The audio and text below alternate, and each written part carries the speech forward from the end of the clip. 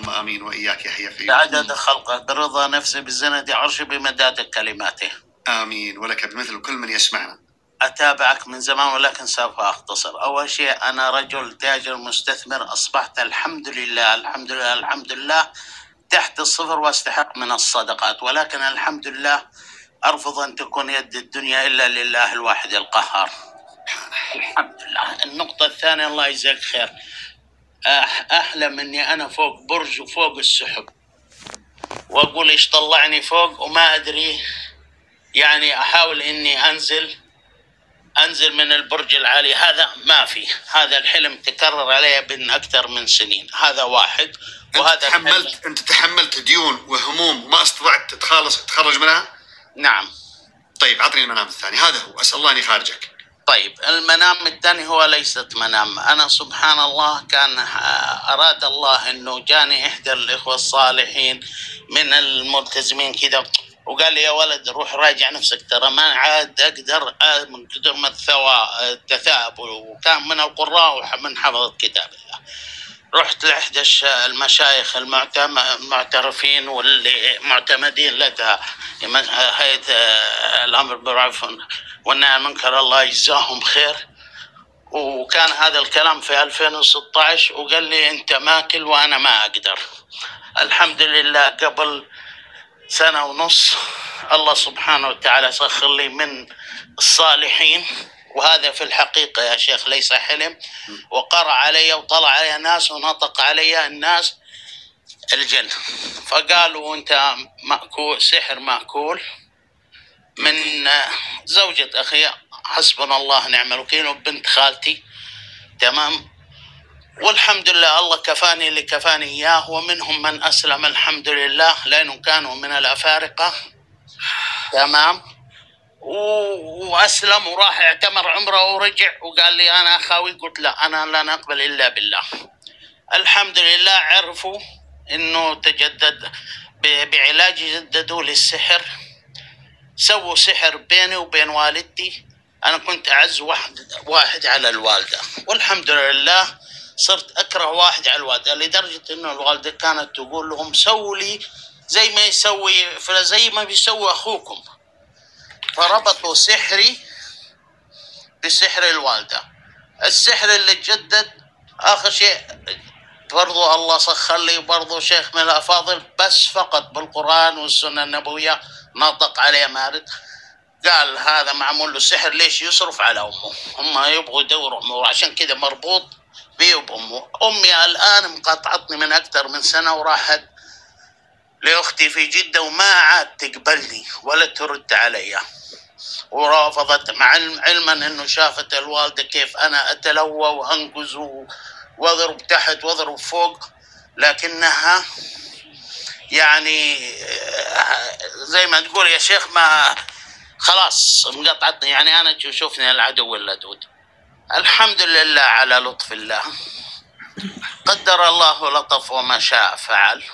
الحمد لله. شو الآن الألم الوحيد اللي في قلبي إني أتمنى من الله إني ألقى الله ويجعل الأجل قريب، بس على شهادة أن لا إله إلا الله، لأني بيحاولوا إني أنا أشرك بالله. والحمد لله من أيام شبابي، أيام المتوسط، وأنا رجل عمري 54 سنة، وأنا الحمد لله محافظ على الصلاة، أعرف الله بيني وبين نفسي، وقدر الله لطف وما شاء فعل. ولكن كل ما هذا ويقول لي أنا ما تعذبني يا شيخ، الحمد لله من كل شهر لي خدمة، الحمد لله البقرة يوميا، عندي ورد نبوي وأذكار اللي هي عشان أختصر الفاتحة، أول 5 آيات من سورة البقرة، آية السحر والتبع، آية سليمان، الآية الكرسي، آخر آيتين سورة البقرة، إن ربكم الله الذي خلق السماوات والأرض واستفتحوا وخاب كل جبار وظنوا أنهم مانعتهم حصونهم من الله يا أيها الذين آمنوا اتقوا الله ما جئتم به السحر إن الله سيبطله والقي ما في يمينك فوقع الحق. والحمد لله وعلى لطف الله. الآن الكلمة الأخيرة، والحمد لله على لطف الله. تمام. أنا عندي ولد واحد، الولد هذا الحمد لله هو خارج المملكة بيدرس، والحمد لله الله سخر من يقوم فيه ويساعده، والحمد لله من قطع ولدي عني، لاني قادر أشوفه ولا هو قادر يشوفني، مع العلم الله يرضى عليه وأمة محمد يفرح الناس بأولادهم. الحمد لله. من اللي أقول له يا أبوي أنا ما أبغى علم، أنا أبغى دين قبل العلم، والحمد لله محافظ على دينه، والله سبحانه وتعالى نجحه في الماجستير بدرجات فوق الممتاز. الجامعة أعطته ماجستير وبخلص الآن. يا شيخ شكوايا لله الواحد الأحد. أنا إنسان والله يا شيخ أتمنى سداد الدين، ويعلم الله أعلم أن الرسول صلى الله عليه وسلم قال اللهم اكفني بحلالك عن حرامك فضلك عمن سواك، لكن أبقى على ديني وأموت على ديني أفضل من إنه تفتح علي الدنيا بما فيها. ونصيحتك وجزاك الله خير. أبشر أبشر. أول شيء المنام قلت لك عليه، هذا هموم وديون وأحزان اعتلت وما قدرت تنزل عليها. أنت طلعت أنت بنفسك، تسببت لنفسك ببعض الديون وببعض الهموم، حتى وصلت إلى على قمة في بعض الديون ضررا من أحد، ثم بقيت معلق في هذا المكان ما استطعت النزول. بالنسبة للأحداث اللي أنت تكلمت عنها والأذى من الناس، فخلني أقول لك شيء: ولا تحسبن الله غافلا عما يعمل الظالمون، إنما يؤخرهم ليوم تشخص فيه الأبصار مهطعين مقنعي رؤوسهم لا يرتد إليهم طرفهم وأفئدتهم هواء. هذول الظلمة الفجرة اللي ما يخافون الله سبحانه وتعالى وأقدموا على السحر، سحروا العوائل، سحروا الآباء، سحروا الأمهات، سحروا الأبناء، آذوا المنازل، آذوا الأسر. حنا الحمد لله رب العالمين عندنا هيئة الأمر بالمعروف والنهي عن المنكر، الآن شغالين عليهم، في حملة قادمة قوية شرسة جدا راح تطالهم كلهم في أوكارهم بإذن الله سبحانه وتعالى. وأنا قلت قبل فترة أنا من ضمن الأشخاص اللي مستعد جدا إنه أمد يد العون إني أكون مع الحملة وين ما تكون، والله وين ما تكون أكون مشارك معهم حتى نكشف أدق التفاصيل في سحرهم وفي شعوذتهم وفي الطلاسم اللي قاعد يسوونها. ليش؟ لأن في بيوت أوذيت وأسر أوذيت، خلهم يستمتعون يوم يومين 3 أيام بالأموال اللي اكتسبوها، ثم الويل الويل الويل لهم سبحان الله العظيم. أعوذ بالله من الشيطان الرجيم. بسم الله الرحمن الرحيم. فوقع الحق وبطل ما كانوا يعملون فغلبوا هنالك وانقلبوا صاغرين. انقلبوا صاغرين، راح يرجعون صاغرين. سبحان الله العظيم. اللي ما أنا أستغرب كيف ما يعرفون أصلا عقاب هذا الأمر اللي يقدمون عليه. أنا شفت شاب في مقتبل العمر الآن واقف في مكانه وياخذ من التراب يحط على نفسه يحط على راسه وياكل من الرمل. هذا مسحور فعلا، أهله يعرفون حكايته ويقولون هذا مسحور فعلا سحر، هو أسرته كلهم منهم من مات ومنهم من تشرد في الشوارع. طيب وبعدين أنت كيف تلقى الله سبحانه وتعالى تصلي؟ بعض الناس الآن مع الأسف الشديد الساحر خلاص مفروغ منه، الساحر هذا مفروغ منه خلاص، هو جالس بوكره وكفر بما أنزل على محمد وساحر يبحث عن المال ويبحث عن أي أمر آخر.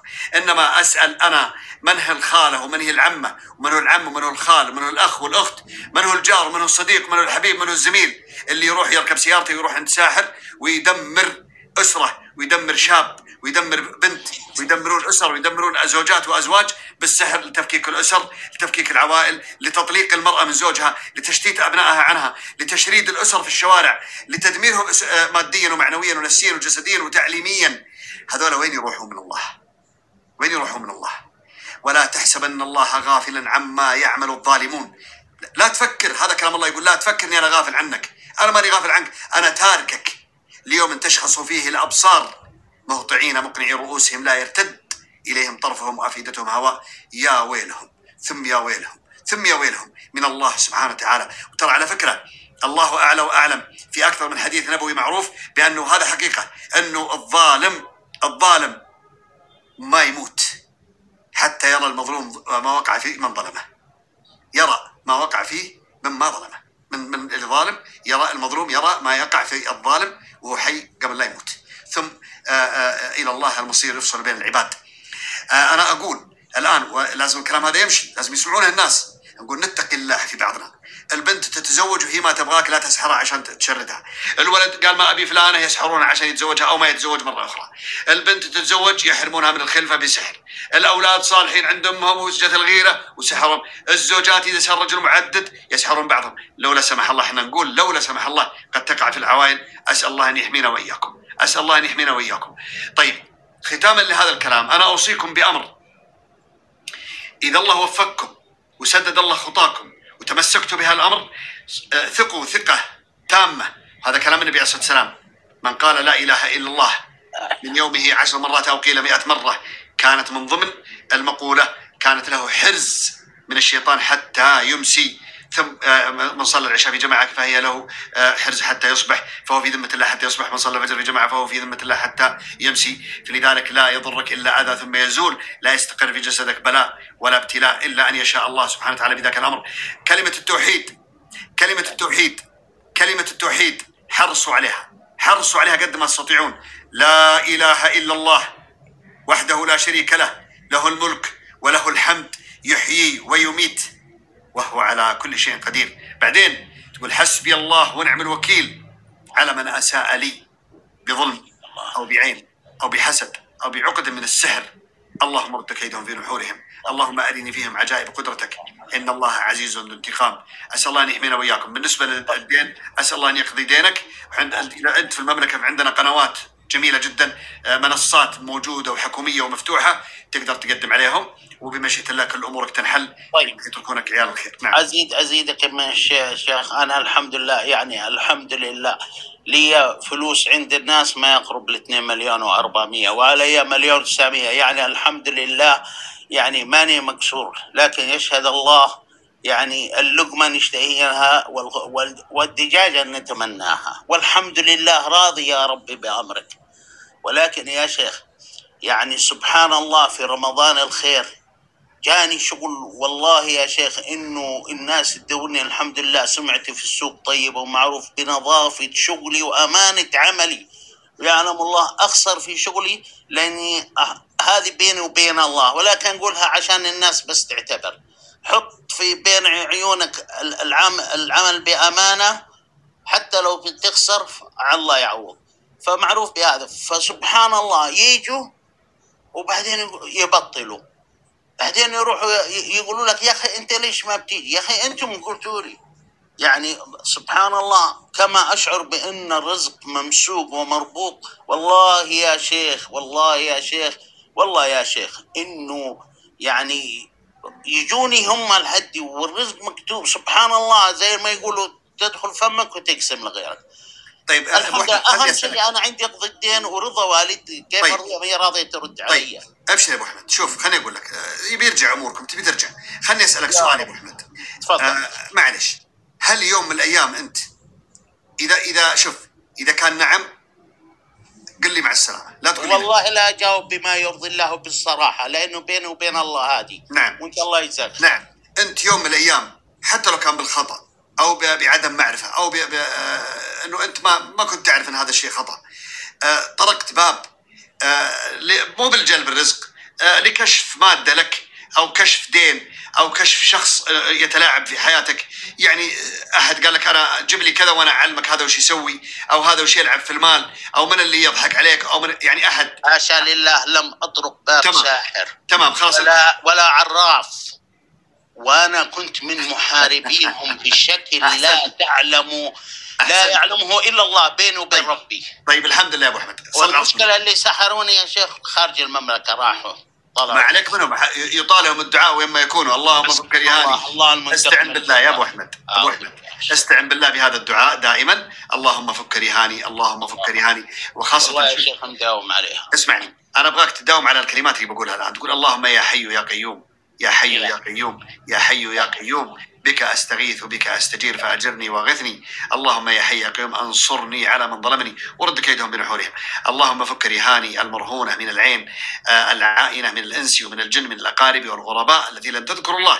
اللهم فك رهاني المرهونة من الأنفس الخبيثة الحاسدة. اللهم فك رهاني من السحر وعقده. اللهم فك رهاني من سائر الأمراض والأسقام ما علمت منها وما لم أعلم، ومن مس الشياطين وأذاهم وانتقامهم، إنك على كل شيء قدير. واستمر بهذا الدعاء، استمر بهذا الدعاء، واكثر من كلمة التوحيد والاستغفار. حط الاستغفار بين قوسين ولا تتركه. تبي المال، تبي الرزق، تبي كل شيء، استمر على الاستغفار والدعاء والتوجه الى الله سبحانه وتعالى. اسال الله ان يحميك. طيب اذا كلمه اخيره، الله يجزاك الخير. هذا دعاء فك الرهان من يوم ما اخذته من عندك الله سبحانه وتعالى الحمد لله بيأتيني رزق. صحيح انه ما بيتم، ولكن والله يا شيخ انه الحمد لله يعني كنت اجلس ما يأتيني الرزق.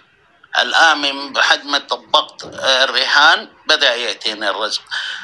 الله أسأل الله رب العرش الكريم رب العرش العظيم أنه يكتب أجرك ويجزاك خير.